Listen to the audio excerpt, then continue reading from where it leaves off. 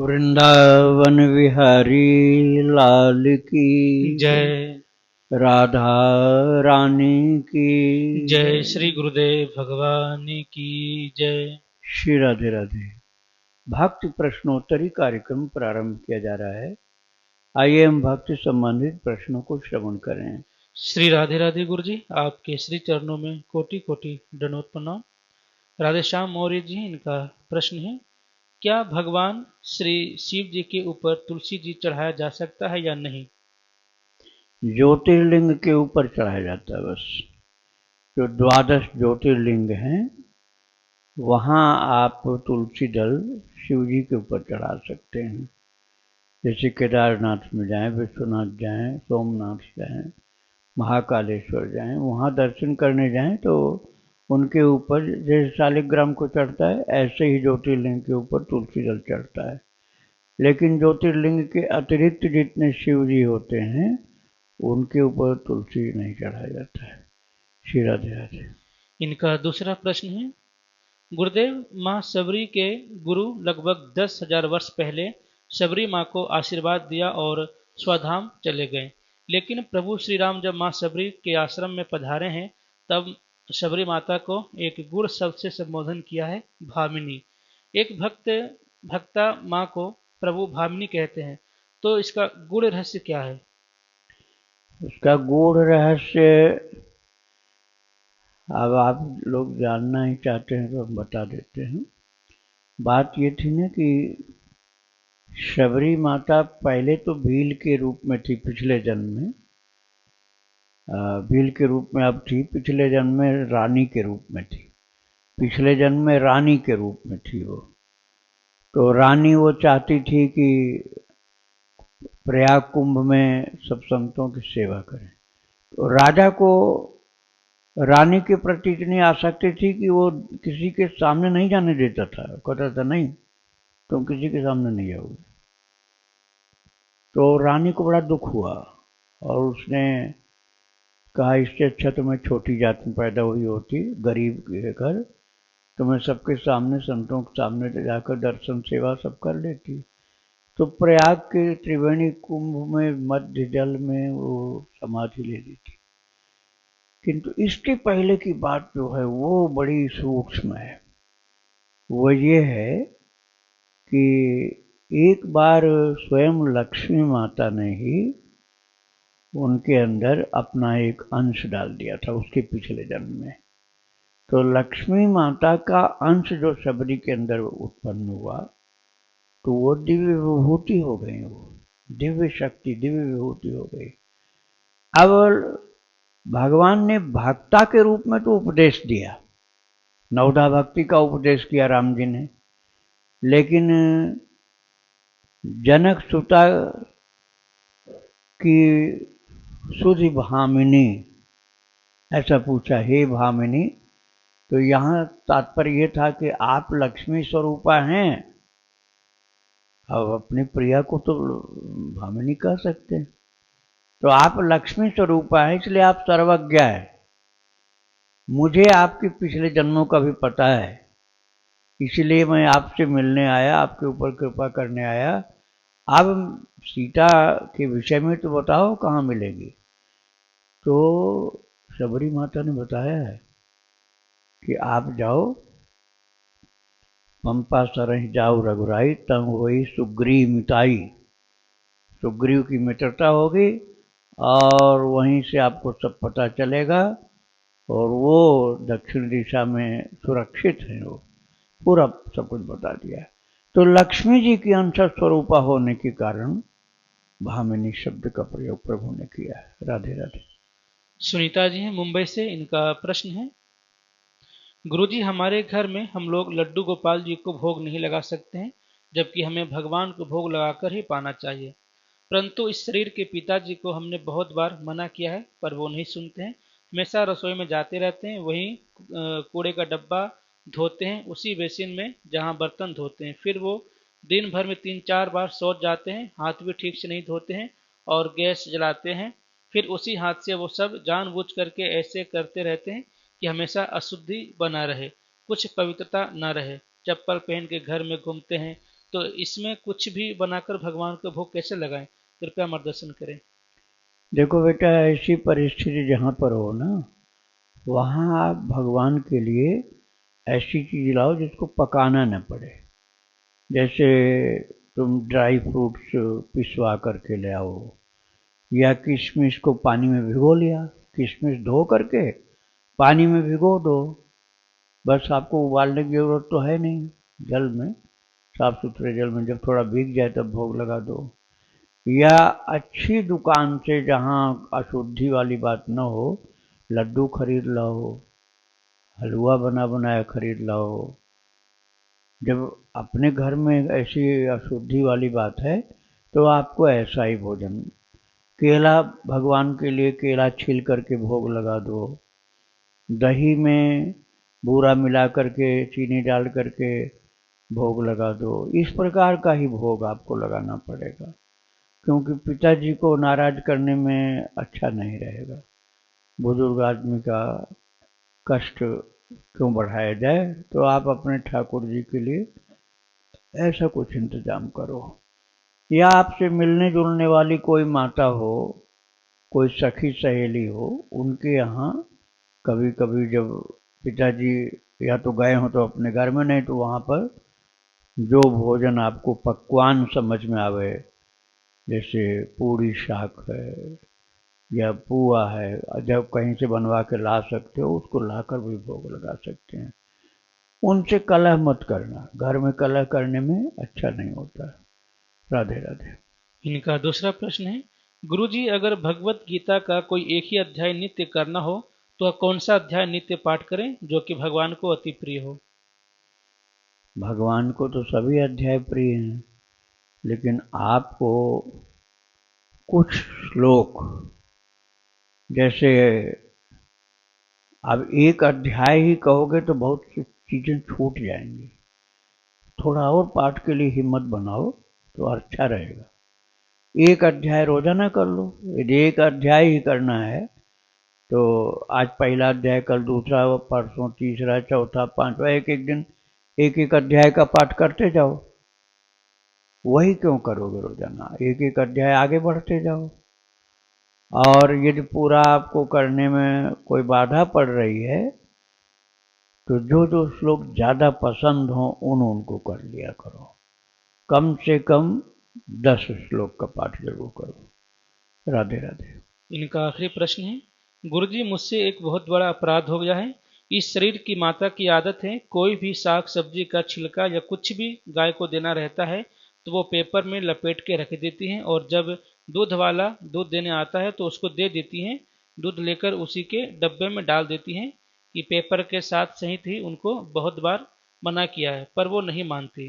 वो भी गंदगी में ही रहती हैं। 7-8 वर्ष पहले ही जब घर में नॉनवेज बनता था, अब नहीं बनता है, उस समय एक दिन मछली के अंडे के पकोड़े बने थे और इस शरीर की माँ ने उसको भी पेपर में लपेट कर रात को रख दिया उसी जगह। सुबह जब दूध वाला आया तो मुझे लगा कि रोज की तरह उस पेपर में कोई साग सब्जी का छिलका ही लपेटा होगा, और मैंने दूध लेकर उसके डब्बे में डाल दिया, और वो फिश की पकोड़े, मछली के पकोड़े जो कि एक पेपर में लपेट कर रखा था, फिर बाद में पता चला कि उसमें क्या था। मुझे बहुत अफसोस हुआ, लेकिन मैं क्या कर सकती हूँ गुरुजी, मुझसे अनजाने में ही लेकिन बहुत बड़ा अपराध हो गया है। अब मैं क्या करूँ कि मेरी इस पाप को भगवान क्षमा कर दे, मुझे माफ़ कर दें। दूसरे दिन मैंने दूध वाले से पूछा कि उसने भी क्या किया, तो पेपर में लपेट कर दिया था, तो उसने कहा कि वो गाय को खिला दिया था उसने। तो इस अपराध का प्रायश्चित कैसे। हाँ, गलत हो गया। गाय को नहीं खिला के उसको फेंकना चाहिए था। वो शायद सब्जी समझ के खिला दिया उसने, अंकित हुआ। लेकिन आपका उसमें मेन रोल नहीं है, क्योंकि आपने ये भूल तो नहीं की है, आपकी माँ ने किया और ग्वाले ने किया। उन लोगों की गलती ज़्यादा, आपकी बहुत छोटी हल्की सी गलती आपकी है। तो आप ध्यान रखना, थोड़ी सावधानी रखना, भगवान से क्षमा मांग लो और आगे इसी प्रकार से अच्छी तरह से ध्यान रखो कि बाद में पछताना न पड़े, पहले ही सावधान रहो। भगवान तो सर्वज्ञ, उनको पता है कि तुम्हारी गलती नहीं है, केवल असावधानी हुई है, गलती करने वाले दूसरे लोग हैं। इसलिए आपको दोष उतना नहीं लगेगा। आपको भजन करो, निश्चिंत हो जाओ, इस चिंता को त्याग दो। राधे राधे। रवि जी हैं राजकोट से, इनका प्रश्न है, मेरे घर में कोई भी ठाकुर सेवा विराजमान नहीं है, तो इस समय भोग कैसे अर्पण करें? क्या खाना सामने आते ही 3 बार हरे कृष्ण महामंत्र बोलकर खा सकते हैं? और अभी मेरी दीक्षा भी नहीं हुई है। 3 बार हरे कृष्ण वाली बात ठीक है, इसमें थोड़ा सा ऐड करना पड़ेगा, आपको थोड़ा और जोड़ना पड़ेगा। वो ये है कि आंख बंद करके जब 3 बार हरे कृष्ण महामंत्र बोलोगे तो उस समय ये ध्यान करो कि ये जो भोग प्रसाद बना हुआ है इसको कृष्ण अपने सखाओं सहित खा रहे हैं। आंख बंद करके देखो, आंख से मन की आंख से देखना है, शरीर की आंख से नहीं, मन की आंख से, कि बाल कृष्ण अपने सखाओं सहित इसको पा रहे हैं। तो 3 बार की जगह 5-7 बार बोल दो हरे कृष्ण महामंत्र, तब तक वो कुछ प्रसाद भी पा लेंगे, तुम्हारे लिए छूट भी जाएगा बचा हुआ। राधे राधे। इनका दूसरा प्रश्न है, गुरुजी इन्होंने कैसा कमाई है, इन्होंने ऐसा कुछ लिखा नहीं है, इन्होंने प्रश्न में लिखा है, क्या ऐसी कमाई का पैसा सामने आने के बाद पैसा सामने रखकर 3 बार महामंत्र बोलकर उन पैसों का इस्तेमाल कर सकते हैं, तो क्या वह प्रसाद ही माना जाएगा? देखो, पैसे को ये किसी को सता करके लिया, अनुचित प्रकार से लिया है, तो वो नहीं फलीभूत होता है।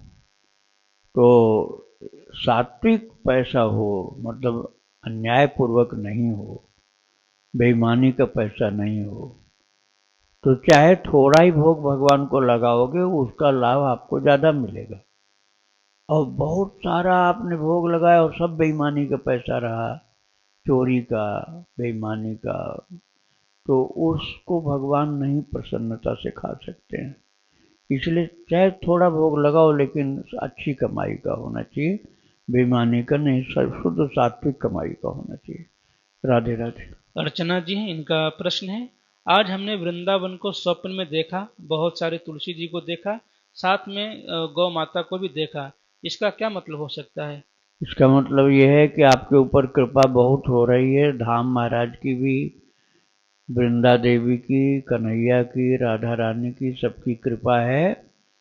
आप वहीं से मानसिक ध्यान करके भगवान का खूब भजन करो, भक्तों का चरित्र प्रतिदिन सुनो, और जब आपके लिए आने में कोई बाधा नहीं हो तो आ करके वृंदावन की परिक्रमा करो, और परिक्रमा में यदि संभव हो तो कुछ सेवा भी करो।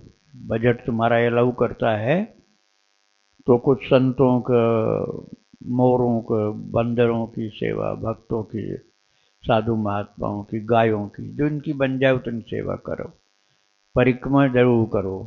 और शरीर में कोई बाधा है तो मोजा पहन के करो, नंगे पैर नहीं बन रहा है, तो ऐसा करने से आपके स्वप्न जो है उसका फल और बढ़ जाएगा। राधे राधे। संतोष शर्मा जी हैं जयपुर से, इनका प्रश्न है, दान दक्षिणा अन्न कपड़े किसे देना चाहिए? पंडित ब्राह्मण सब आजकल नशा करने वाले होते हैं, और परिवार की बहन बेटी को भी करने से दान धर्म का लाभ होता है या नहीं? तो सबसे श्रेष्ठ दान किसे माना जाता है? सबसे श्रेष्ठ तो माना जाता है जो बहुत ज़्यादा भक्ति में लगा हुआ, उसको करो। उसकी जाति नहीं पूछो कि वो पंडित हैं अथवा पंडित नहीं, ये सब नहीं पूछना चाहिए। जो भगवान की भक्ति में लगा हुआ है और बिल्कुल लोभ लालच से मुक्त है, ऐसा ही तो कोई मिल जाए साधु संत भक्त, तो बड़े आदर के साथ, विनम्रता के साथ उनको सेवा करो। पैसा यदि नहीं लें तो कोई बात नहीं, लेकिन जरूरत की चीज जैसे जाड़े में कंबल या चप्पल जूता या उनके लिए टोपा मोजा, भोजन, गरम गरम भोजन, जिनके यहाँ भोजन की तंगी है तो वो भी पहुंचाओ। ऋतु के अनुसार वस्तु होनी चाहिए, जैसे गर्मी के टाइम में तो छाता चाहिए और आजकल चाहिए जाड़े की चीज़ें। तो आपको जो कोई ऐसा बहुत महान भक्त नहीं मिल रहा है, तो जहाँ आपकी श्रद्धा टिकती है उसी जगह ये सेवा कर लो। नहीं तो गौ माता की सेवा कर लो, हरा चारा खिला दो, गुड़ खिला दो, रोटी खिला दो, तो ये सेवा सरल है। गुड़ खरीद लोगे, रोटी और गुड़ नहीं कुछ मिला तो ब्रेड खरीद लो। ब्रेड में अंडा तो होता नहीं, तो ब्रेड तो आटा का होता है ना, गेहूं के आटे का होता है। ब्रेड खरीद करके गायों को खिला, पन्नी नहीं जाना चाहिए मुंह में। तो सेवा भाव से आप करोगे तो ठाकुर जी अपने आप सब ठीक कर देते हैं इंतजाम।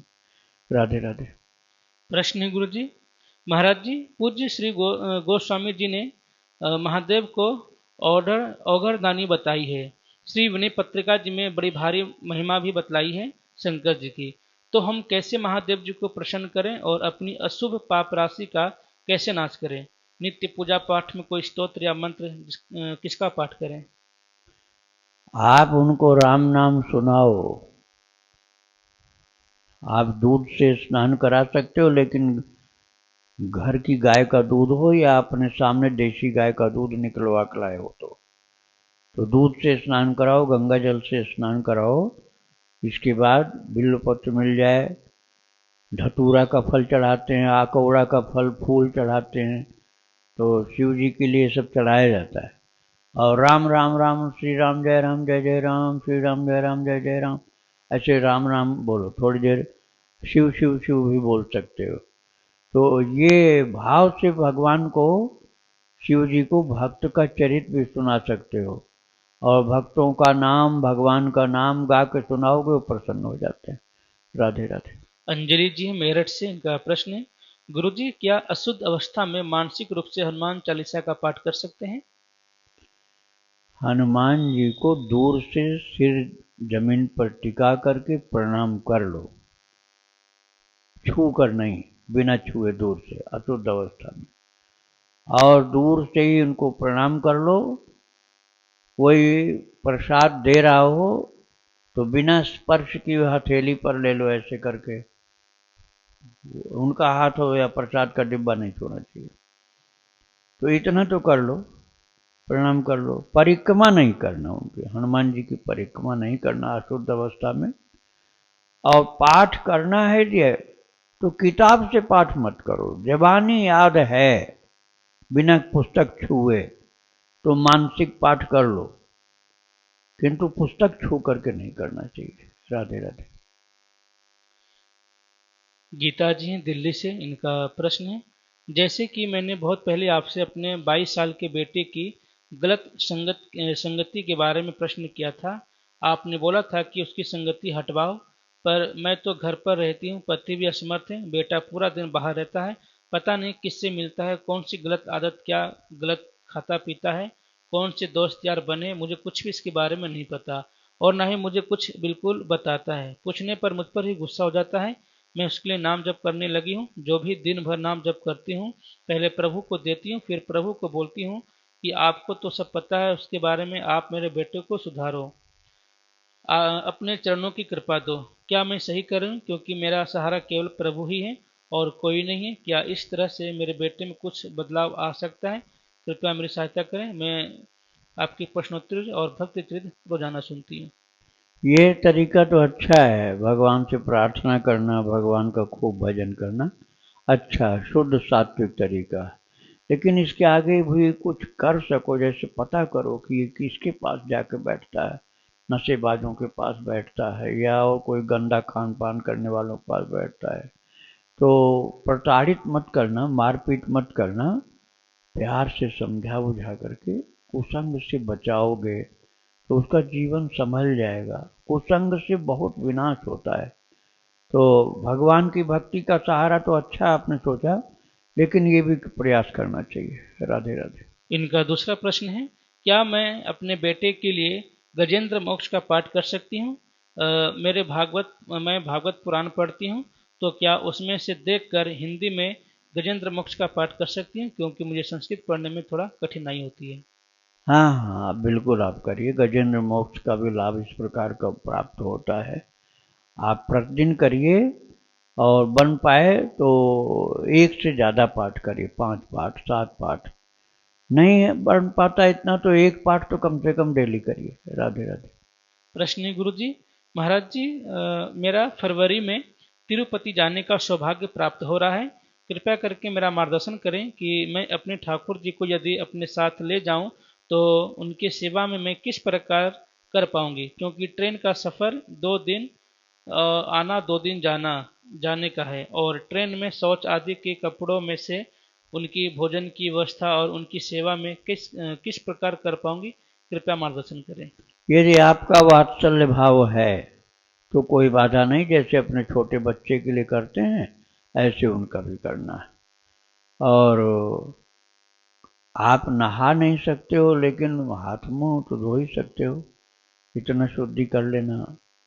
और उनके स्नान के लिए भी ज़्यादा मत करना, उनका मुंह पोंछ दो, चरण पोंछ दो, हाथ पोंछ दो, इतना ही स्नान कराना। उनको किसी की जिम्मे छोड़ के तब जाना चाहिए जो कोई भक्त के पास हो। किसी भक्त के पास दे करके तो जा सकते हो, लेकिन घर में बंद करके मत जाना। ठाकुर जी को किसी पुजारी जी के मंदिर में पुजारी जी के पास भी दे सकते हो और किसी भक्त के पास भी दे सकते हो। राधे राधे। इनका दूसरा प्रश्न है, महाराज जी, मेरे घर में लड्डू गोपाल के अलावा मंदिर में श्री कृष्ण, राधा जी और बिहारी जी भी हैं। क्या मैं उनको भी साथ लेकर हमें जाना चाहिए, या उनके लिए जल और खाने की व्यवस्था करके रखा जाना चाहिए? कृपया मार्गदर्शन करें। राधे राधे महाराज जी, परिवार में मंदिर की पूजा सिर्फ मैं ही करती हूँ, और परिवार के जो सदस्य घर पर रह जाएंगे वह मंदिर की पूजा नहीं करते हैं। कृपया मार्गदर्शन करें। देखिए, यदि बहुत बड़े बड़े स्वरूप हैं तब तो ले जाने वाली बात संभव नहीं। फिर आपको किसी को उस जगह नियुक्त करना होगा। कोई पारिवारिक व्यक्ति हो या कोई भक्त हो या कोई पुजारी जी हो, और उनको कुछ देना होगा, पारिश्रमिक, वेतन। जितना उपयुक्त हो उससे कुछ ज़्यादा ही दो, कम नहीं देना। और ले जा सकते हो तो ले जाओ अपने साथ। राधे राधे। इनका आखिरी प्रश्न है, महाराज जी, मैं तुलसी की माला से 25 माला राधेश्याम नाम की प्रतिदिन करती हूँ। क्या एक माला पूरी हो जाने के बाद कभी जरूरत पड़ने पर हम बीच में माला रोक कर बात कर सकते हैं, या पूरी 25 माला होने के बाद ही हमें बात करनी चाहिए? कृपया मार्गदर्शन करें। नाम जप में तो बात कर सकते हो, मंत्र जप में नहीं। यदि दीक्षा आपकी हुई है और मंत्र आपको मिला है तो मंत्र जप में बीच में आप कुछ नहीं बोल सकते हो, जब माला पूरी हो जाए तभी बोल सकते हो। लेकिन यदि नाम जप कर रहे हो तो बीच में बोलो, लेकिन उस जगह उंगली को रोक लो, माला फिर चलनी नहीं चाहिए।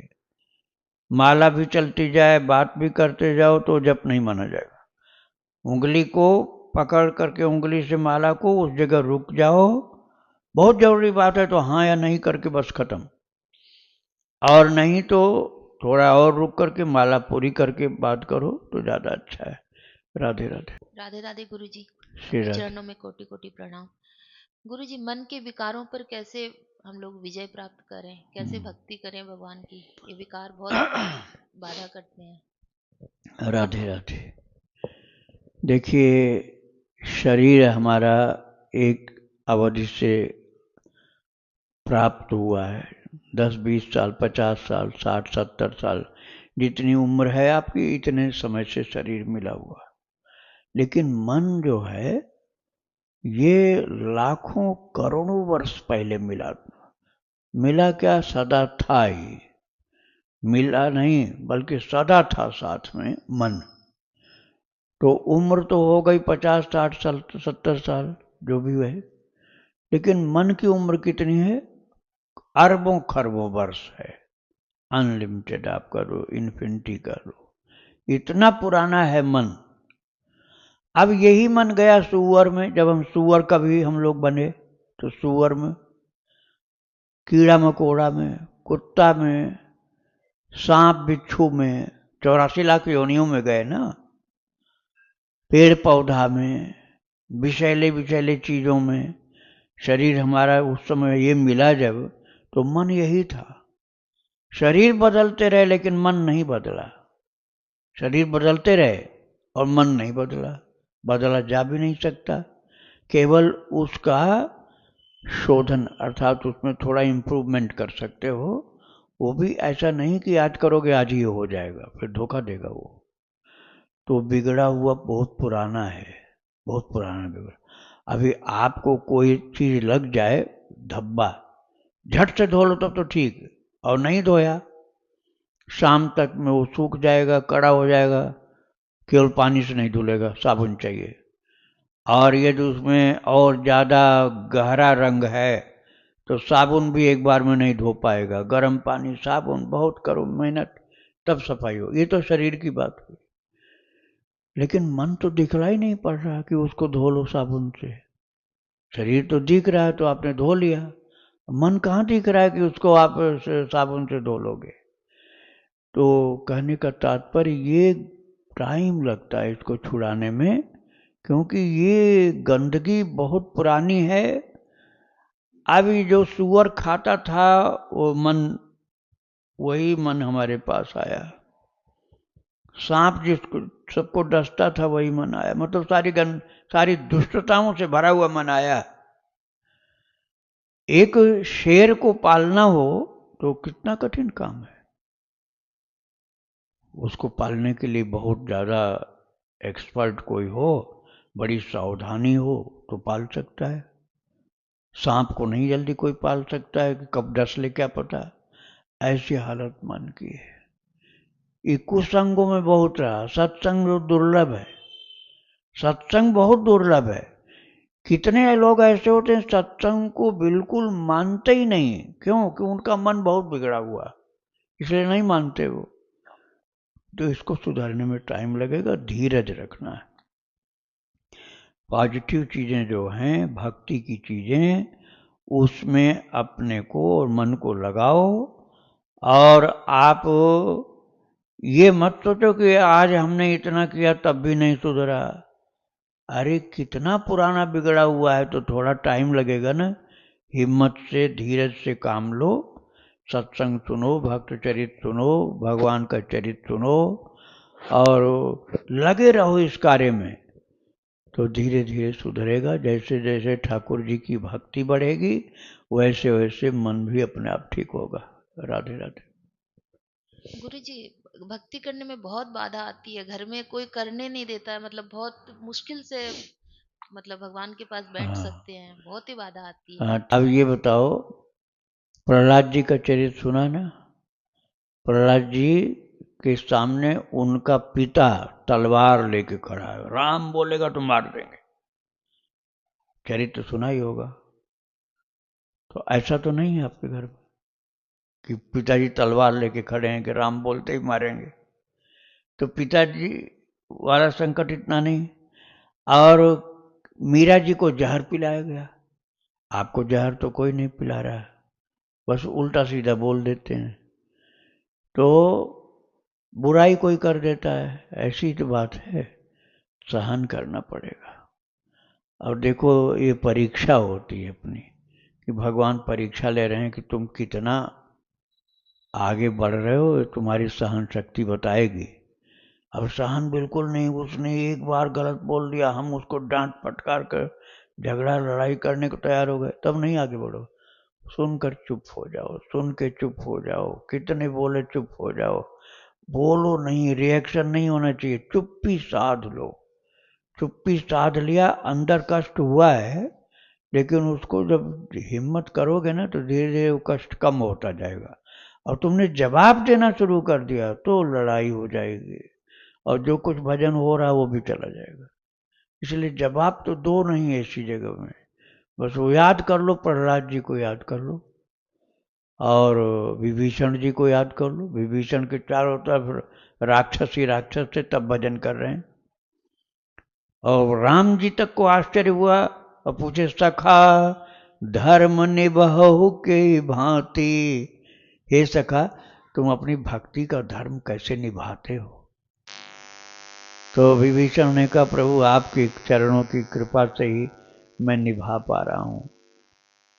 बरभलवास नरक के ताता, दुष्ट संग जन देहि विधाता। बोले महाराज नरक में भले रहना हो, लेकिन दुष्टों के संग में रहना बड़ा बाधक। लेकिन आपकी कृपा से, और तब भी राम राम लिखा। शिकायत करने वाले पहुंच गए रावण के पास, आपके दुश्मन का नाम लिखा है घर पर। बोले मैं देखूंगा, बोल दिया, देखा राम, अरे ये क्या लिख रखा है?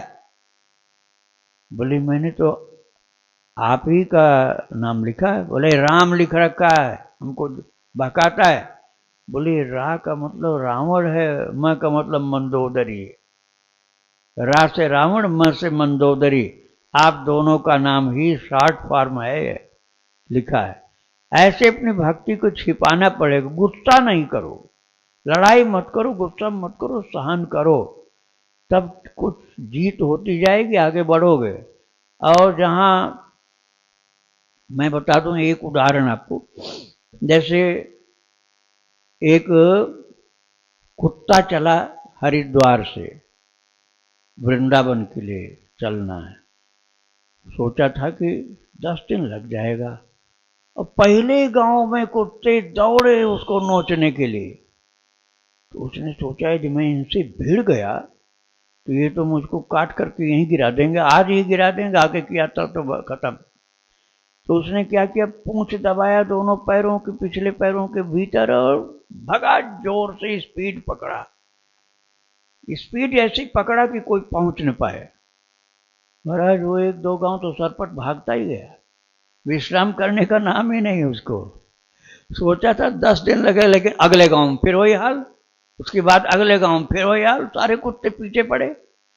तो जो यात्रा 10 दिन की थी वो 3 दिन में ही पूरा कर गए। वो कितना फायदा हो गया, 10 दिन की जगह 3 दिन में ही वृंदावन पहुंच गया। और यदि वो हर जगह भिड़ंत करता, मैं इसको देखूंगा, पहले इसको मार के गिराऊंगा तब आगे चलूंगा, तो महीने भर में भी नहीं आ सकता था, कहीं घायल पड़ा रह जाता।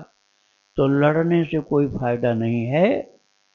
जैसी भी परिस्थिति, सिर झुका लो, हाथ जोड़ लो, मौन हो जाओ, अपने को ही पराजित मान करके विजेता बनने की कोई जरूरत नहीं। भक्ति को संभालो, झगड़ा मत संभालो, झगड़े में नहीं पड़ना चाहिए। वादो नावलंब्य, नारद जी भक्ति सूत्र में लिखते हैं, वादो नावलंब्य, अर्थात वाद विवाद जहां हो उसमें बिल्कुल शामिल नहीं होना चाहिए, उससे अलग हो जाना चाहिए। राधे राधे। भगवत प्रेम कैसे प्राप्त हो? प्रेम प्राप्ति के लिए प्रेमी लोगों का संग करो, और संग नहीं मिलता जल्दी से, खराब लोगों का संग ज्यादा मिलता है। तो प्रेमी लोगों का संग जब नहीं मिलता है तो प्रेमी लोगों का चरित्र सुनो।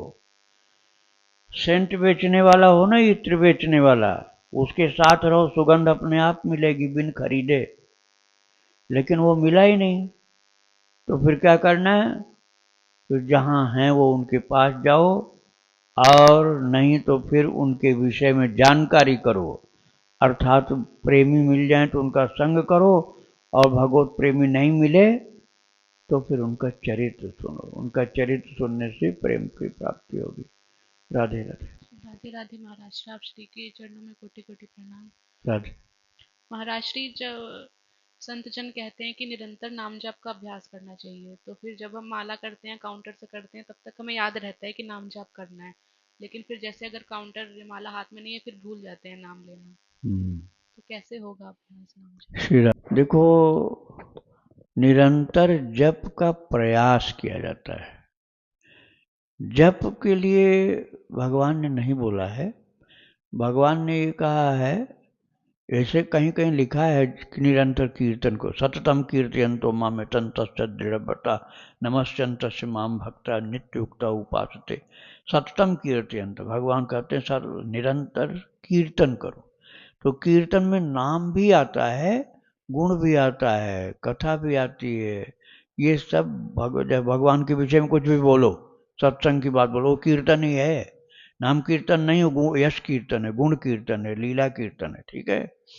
और नहीं तो फिर इसके अलावा दूसरा एक ये चीज है, उनको याद करो। भगवान ने गीता जी में याद करने को सबसे ज्यादा महत्व दिया है। तस्मात् सर्वेषु कालेषु माम अनुस्मर युद्ध से, भगवान कहते मुझे याद करते रहो, युद्ध भी करो, मुझे याद भी करते रहो, युद्ध भी करो। अर्जुन युद्ध भी करो और मुझे याद करते रहो। तो भगवान को याद करने से भी भजन वाला ही लाभ होता है। आप जब नहीं कर पा रहे हैं, केवल उनकी छवि का दर्शन करो, फोटो सुंदर से लगा के उनके सामने बैठ जाओ, उनकी छवि को याद करो, कीर्तन करो, उनकी कथा सुनो, किसी भी प्रकार से उनसे जुड़े रहो, बस निरंतरता बनती चली जाएगी। राधे राधे। वृंदावन बिहारी लाल की जय। राधा रानी की जय। श्री गुरुदेव भगवान की जय। श्री राधे राधे।